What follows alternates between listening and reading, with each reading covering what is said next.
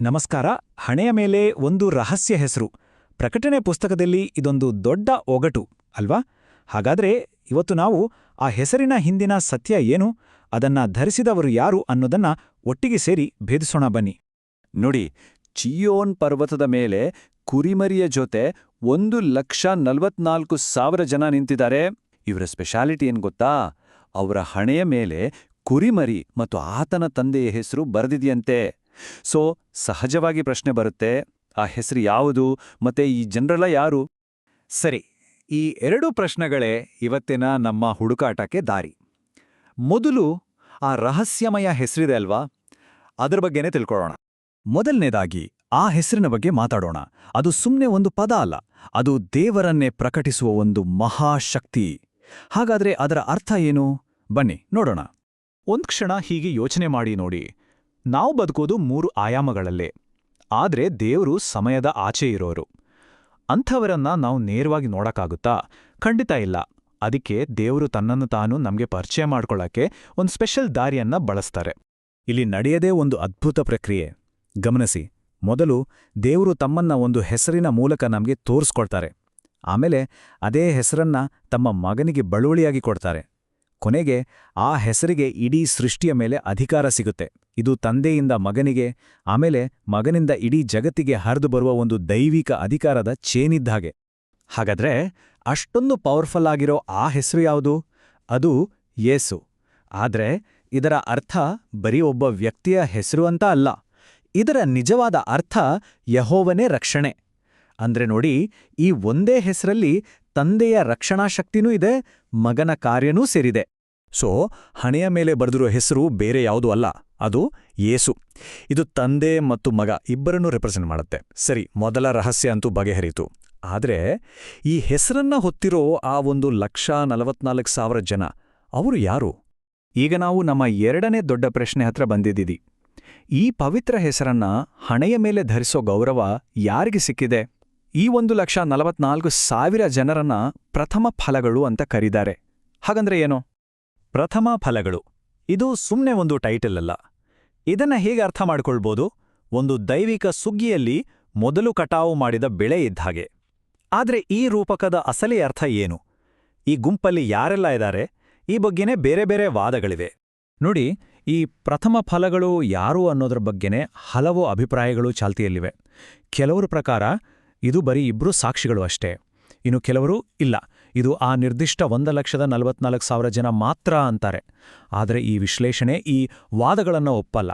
ಇದರ ಪ್ರಕಾರ ಪ್ರಥಮ ಫಲಗಳು ಅಂದ್ರೆ ಇತಿಹಾಸದುದ್ದಕ್ಕೂ ದೇವರ ಸತ್ಯಕ್ಕೋಸ್ಕರ ತಮ್ಮ ಪ್ರಾಣವನ್ನೇ ಕೊಟ್ಟ ಎಲ್ಲ ಹುತಾತ್ಮ ಸಾಕ್ಷಿಗಳು. ಅಂದ್ರೆ ಉತ್ತರ ತುಂಬಾನೇ ಸ್ಪಷ್ಟ. ಈ ಗುಂಪು ಕೇವಲ ಒಂದು ಚಿಕ್ಕ ನಿರ್ದಿಷ್ಟ ಗುಂಪಲ್ಲ, ಬದಲಿಗೆ ದೇವರ ಸತ್ಯಕ್ಕಾಗಿ ನಿಂತ ಪ್ರತಿಯೊಬ್ಬ ಹುತಾತ್ಮ ಸಾಕ್ಷಿಯನ್ನು ಇದು ಒಳಗೊಂಡಿದೆ. ಇದು ಇತಿಹಾಸದ ಪುಟಗಳಲ್ಲೆಲ್ಲ ಹರಡಿರುವ ಒಂದು ದೊಡ್ಡ ಸೈನ್ಯ ಇದ್ದ ಹಾಗೆ.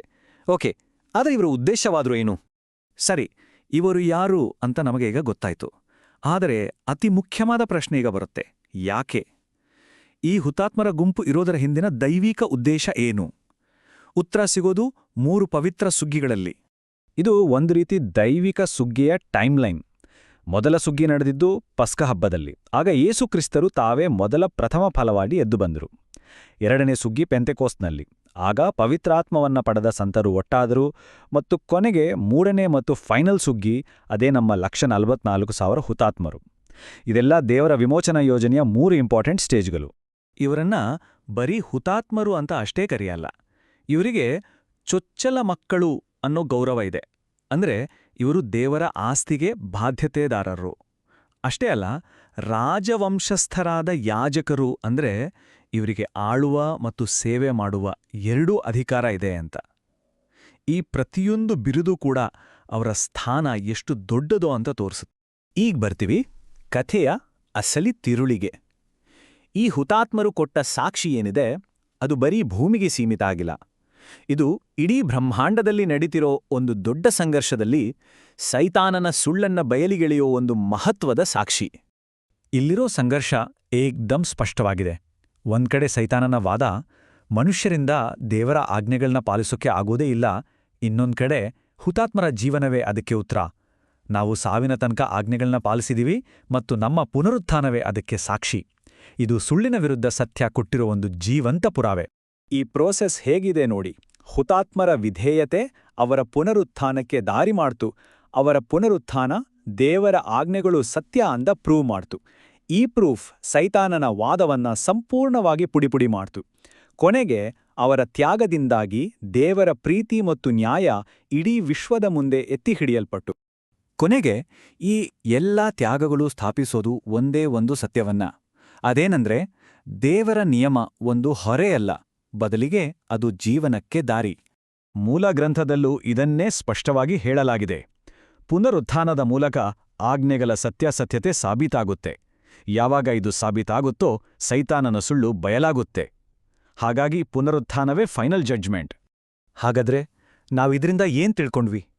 ಈ ಪ್ರಥಮ ಫಲಗಳು ಅಂದ್ರೆ ಬರೀ ರಕ್ಷಣೆ ಪಡೆದವರಲ್ಲ, ಅದಕ್ಕಿಂತ ಹೆಚ್ಚಾಡಿ ಅವರು ದೇವರ ಪ್ರೀತಿ ಮತ್ತು ನ್ಯಾಯದ ಜೀವಂತ ಸಾಕ್ಷಿಗಳು. ಅವರ ಜೀವನವೇ ದೇವರ ಗುಣಸ್ವಭಾವವನ್ನ ಎತ್ತಿ ಹಿಡಿಯುವ ಅಂತಿಮ ಪುರಾವೆ.